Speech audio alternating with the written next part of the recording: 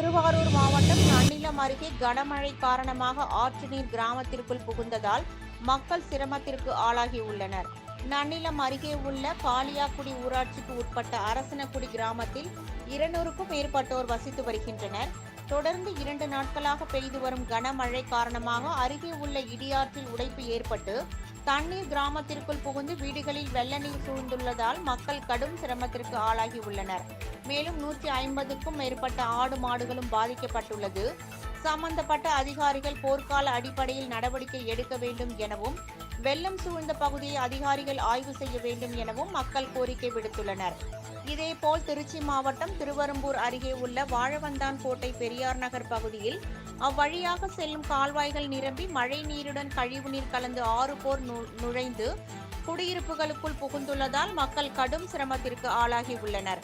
சம்பவ இடத்திற்கு விரைந்து வந்த வருவாய்த்துறை மற்றும் ஊராட்சி நிர்வாகம் உடனடியாக தண்ணீர் வடிவதற்கு JCB இயந்திரத்தின் மூலம் தண்ணீர் வடிவதற்கான நடவடிக்கையை மேற்கொண்டுள்ளனர். செங்கல்பட்டு மாவட்டம் மதுராந்தகம் அருகே அச்சரப்பாக்கம் பேரூராட்சிக்கு உட்பட்ட மலைநகர் பகுதியில் உள்ள வீடுகளில் மழை நீர் சூழ்ந்துள்ளதால் மக்களின் இயல்பு வாழ்க்கை பாதிக்கப்பட்டுள்ளது. இதுகுறித்து பேரூராட்சி மன்ற தலைவருக்கு தகவல் தெரிவித்தும் எந்தவித நடவடிக்கையும் எடுக்கவில்லை என மக்கள் குற்றம் சாட்டியுள்ளனர்.